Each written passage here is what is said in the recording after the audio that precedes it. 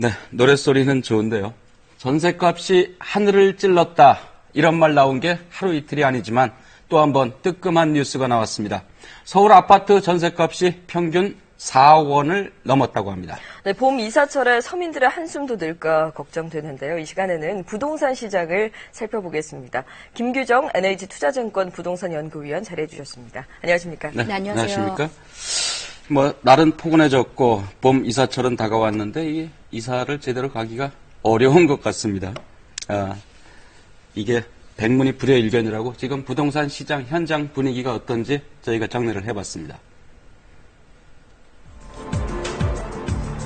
4,400가구로 구성된 경기도 분당의 아파트 단지입니다.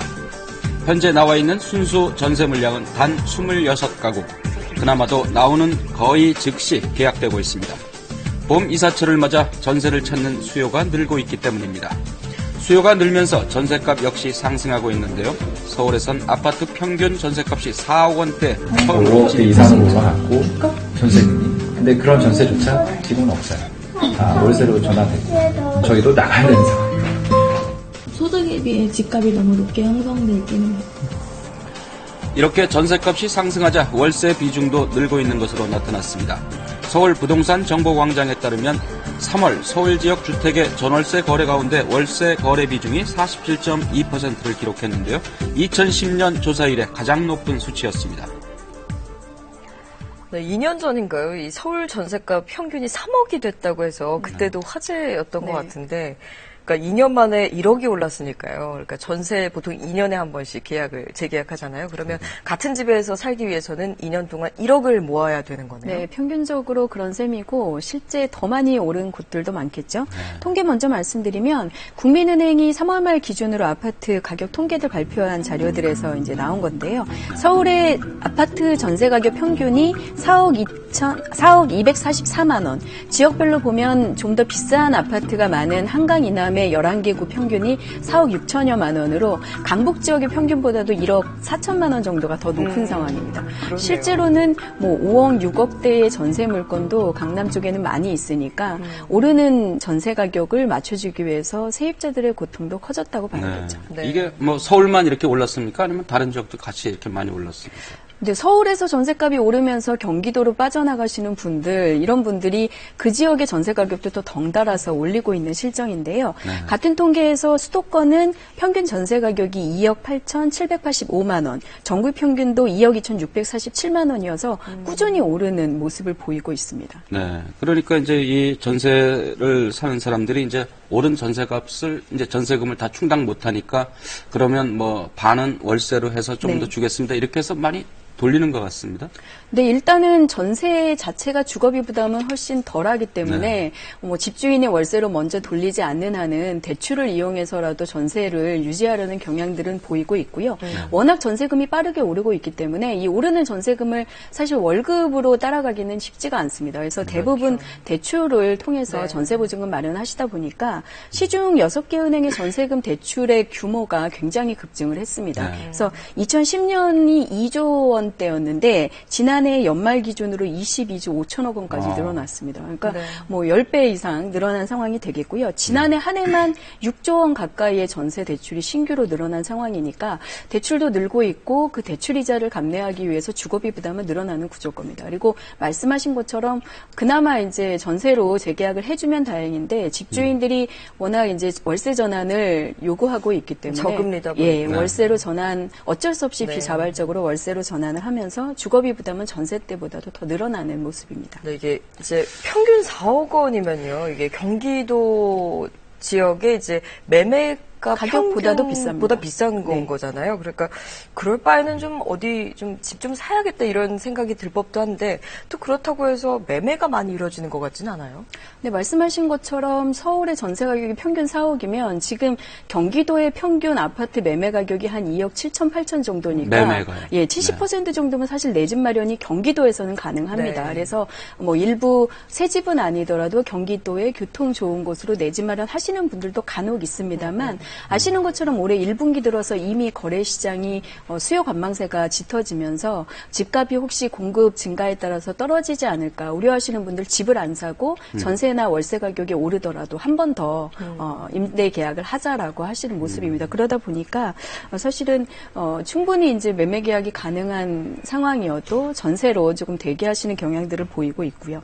그러니까 전세가율이 집값의 80% 되는 것도 상당하다고 하더라고요. 예, 통계적으로 지금 75, 80% 정도를 보이고 있으니까 실제 개별 계약 사례에서는 90% 이상 되는 것들도 나온다고 봐야 할 것입니다. 그러면 사실은 이제 집값에 비해서 전세 보증금이 너무 과도해서 보증금을 돌려받을 때 사고가 생길 수 있는 소위 깡통 전세 같은 사고 케이스들도 늘어날 가능성이 점점 커지고 있습니다.